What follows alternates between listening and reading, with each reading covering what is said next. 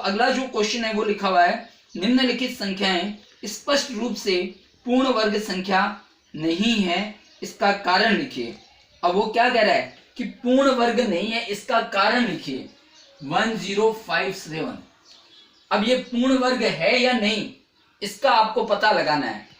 चूंकि बोर्ड की परीक्षा है, बोर्ड की परीक्षा के हिसाब से मैं आपको ऐसा सिस्टम समझा रहा हूं जिससे आपको कोई प्रॉब्लम नहीं आए। अब 1057 लिखा हुआ है। अब ये 1057 पूर्ण वर्ग है या नहीं, इसका पता अपन कैसे करेंगे? तो इसका पता करने के लिए मैं आपको जो सिस्टम बता रहा हूं वही आपको पता करना है कि ये पूर्ण वर्ग है नहीं है। आपको इसके लिए एक ही काम करना है। आप सबसे पहले जैसे 1057 है, 1057 का आप क्या करोगे? अभाज्य गुणनखंड करोगे। ये सरल तरीका बता रहा हूं, इससे आपके सवाल गलत नहीं होंगे। इसका एक मेथड और भी है, लेकिन अपन उस मेथड को ना करके अपन वो मेथड सीखना चाहेंगे जिस मेथड से हमारा क्वेश्चन राइट हो जाए। गणित के अंदर हमारे 50 मेथड होते हैं एक क्वेश्चन को सॉल्व करने के, लेकिन हमारे को वही मेथड यूज करना है जो मेथड उसका हो और जो मेथड हम कर सकें, समझ में आ सके। अब देखिए 1057 है। अब सबसे पहले हम इसका अभाज्य गुणनखंड करेंगे।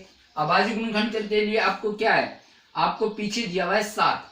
अब आपको पता है कि 7 जो है ये क्या है, 2 से तो कटेगा नहीं, 2 से तो इसको भाग नहीं जाता है। 2 की भाजकता के लिए 0 होता है, 2 होते हैं, 4, 6, 8 होता है। यदि ये चीज होता है तो उसमें 2 का भाग जाता है। अब 2 की भाजकता के बाद अपन नंबर डालते हैं 3 का। 3 संख्या यानी 3 का पाड़ा। 3 के लिए नियम ये होता है कि दिए गए अंकों को जोड़ो। 7 और 5 12, 12 और 1 कितने हुए? 13। 13 यानी 3 के पाड़े में 13 भी नहीं आते हैं। 2 और 3 के बाद हम लेते हैं 5 का। अब आप कहोगे सर 4 क्यों नहीं लिया आपने? क्योंकि आपको फिर मैं क्लियर कर देता हूं कि 4 क्यों नहीं लिया। यहां पर केवल वही संख्या आएगी जो केवल अपने पाड़े से करती हुई अर्थात जिसका अपना भाग जाता हो, क्योंकि इसका नाम है अभाज्य गुणनखंड। अभाज्य गुणनखंड का मतलब ये होता है कि जिस संख्या को आगे किसी अन्य पाड़े से विभाजित नहीं की जा सके। अभाज्य गुणनखंड का मतलब ये हुआ कि उस संख्या का ही केवल भाग देना है जिसका उसमें भाग जाता हो, और ऐसी संख्या कोई यहाँ नहीं लिखेंगे जिसमें और किसी का भाग जाता हो। अब 2 का नहीं जाता, 3 का नहीं जाता, 4 अपने आप में नहीं होगा क्योंकि 4 का खुद का अपना 2 का भी जाता है, 4 का भी जाता है, इसलिए हम उसको इंक्लूड नहीं करेंगे। 5 की भाजकता का नियम क्या है? 5 की भाजकता का नियम ये होता है जिसके पीछे 0 या 5 में से कोई एक अंक होता है उसमें 5 का भाग जाता है। अब यहाँ 5 भी नहीं जाता क्योंकि ना तो यहाँ 0 है ना 5। 2 क्रॉस, 3 क्रॉस, 5 भी क्रॉस। अब 5 के बाद अब आपके पास फिर वही 6 है, तो 6 सम संख्या है। 6 सम संख्या है क्योंकि 6 में 2 का भी जाता है, 3 का भी जाता है और 6 का खुद का भी जाता है।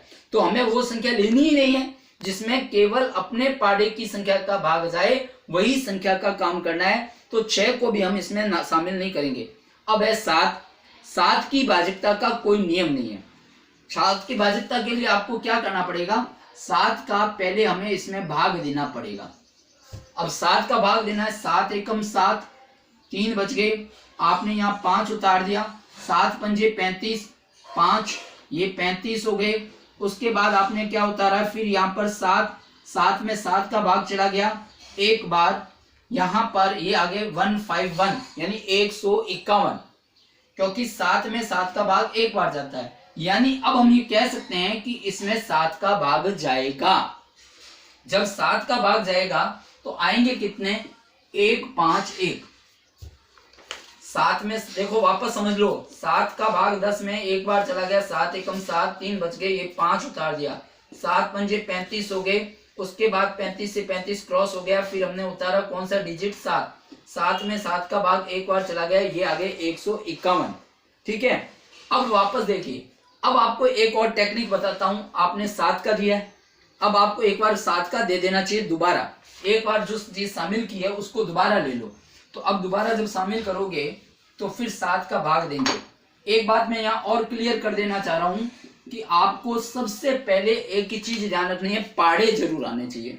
हमारे गणित का जो बेस है वो बेस यदि हमारे नहीं है क्लियर तो हमारी बहुत बड़ी समस्या आती है। और ये आपको मैं शुरू से कहता आ रहा हूँ, जब से मैंने आपको गणित पढ़ानी शुरू की है, मैंने आपको ये बात पहले से की है और भी कोई टीचर पढ़ाएगा वो यही बात करेगा कि सबसे पहले हमारा मैथ का बेस क्या है, हमें पाड़े आने चाहिए, और पाड़े ज्यादा नहीं, आपको कम से कम 25 तक पाड़े हर हालत में आने चाहिए।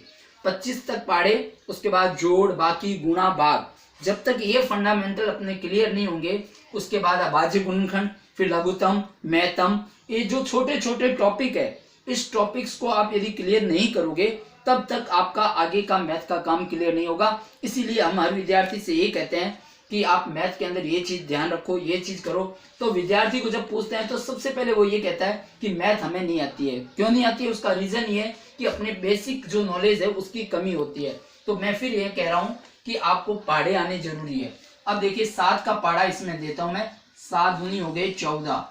अब आपके पास क्या आ गया? 1। अब ये क्या समस्या आ गई? यहाँ पर 1। अब यहाँ पर आपको क्या करना है? अब देखिए 7 का पाड़ा इसमें मैंने दिया।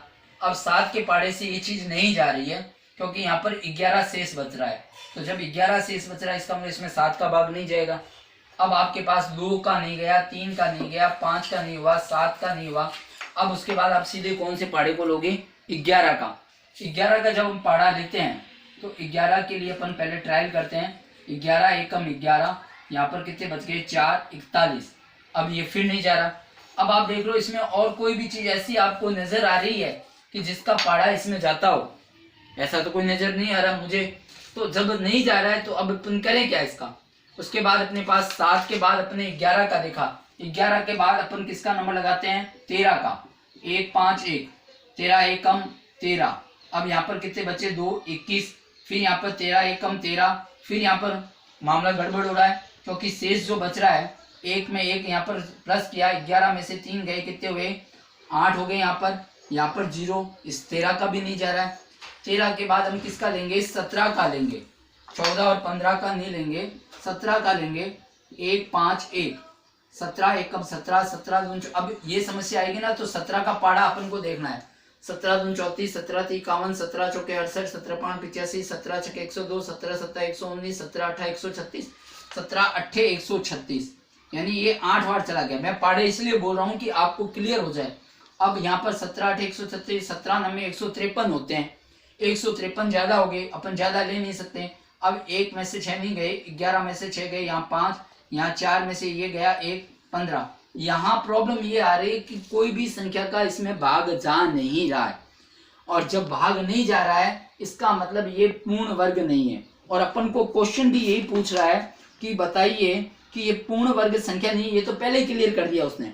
देखिए बहुत अच्छी बात समझिए, एक चीज तो उसने पहले ही कर दी क्लियर कि निम्नलिखित संख्याएं स्पष्ट रूप से पूर्ण वर्ग संख्या नहीं है।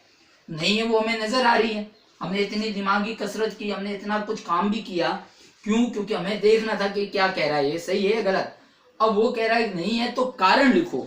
तो अपन जब कारण जब लिखेंगे, इसका कॉज, ये क्यों नहीं है, कारण पूछा है, तो कारण हम यही लिखेंगे क्योंकि वर्गमूल के लिए 2-2 संख्याओं के अपन को जोड़े बनाने चाहिए, और चूंकि वो जोड़े यहाँ इस सवाल में नहीं बन रहे हैं, और यहाँ पर ये जोड़े नहीं बनने के कारण ये संख्या क्या होगी? पूर्ण वर्ग संख्या नहीं है। इसलिए आपको ये ध्यान रखना है कि वर्गमूल ज्ञात करने के लिए अपन को सबसे पहले अभाज्य गुणनखंड करना है। अभाज्य गुणनखंड हो जाने के बाद आपको ये देखना है कि क्या वो जोड़े बन रहे हैं, क्योंकि वर्गमूल के लिए 2-2 के जोड़े चाहिए। और दूसरा ये भी कारण है कि वर्गमूल के 2-2 के जोड़े बनने के बाद वापस जब उसकी मल्टीप्लाई करे, उसकी गुणा करने, तो पर वापस वही संख्या आ रही है क्या? यदि वो संख्या नहीं आ रही है, क्योंकि वर्गमूल और वर्गमूल का मतलब ये हुआ कि वो संख्या वापस आपके टुकड़े करने पर वो आनी चाहिए, और वर्ग का मतलब ये हुआ कि आपको उस संख्या से उसकी गुणा हो जानी चाहिए। तो इस सवाल के अंदर ये चीज आपने देखी। अब इसी प्रकार आपके कई ऐसे एग्जाम्पल मैं आपको लिखाऊंगा जिसकी आप प्रैक्टिस घर पर करें और ये पता करें कि क्या ये वर्गमूल है, नहीं है, तो क्यों नहीं है। नहीं है उसका कारण एक ही आएगा कि जब आप उसके जोड़े नहीं बनेंगे तो आपको स्पष्ट ये मान लेना है कि इसके जोड़े न बनने के कारण वो आपके वर्गमूल संख्या जो दे रखी है, आपको जो सवाल में संख्या दी है, वो टॉपिक जो कह रहा है कि ये वर्ग नहीं है, तो इसका कारण क्या है? तो इसका कारण ये है, इसलिए आपको ऐसा काम करना होगा। लिखी जो अपनी प्रैक्टिस के रूप में आपको एक एग्जाम्पल कराया, मैं आपको अब कल जो है इसके और एग्जाम्पल करने को दूंगा, और आप अपने मन से भी कुछ संख्या लिख करके पता करें, कोई भी मन से संख्या डाल लें और आप ये देखें कि क्या वो वर्गमूल है, क्या वो वर्ग है, वर्गमूल नहीं है तो उसका कारण क्या है। बस कारण इतना ही होगा, जो संख्या पूर्ण नहीं होगा तो वर्गमूल नहीं होगी।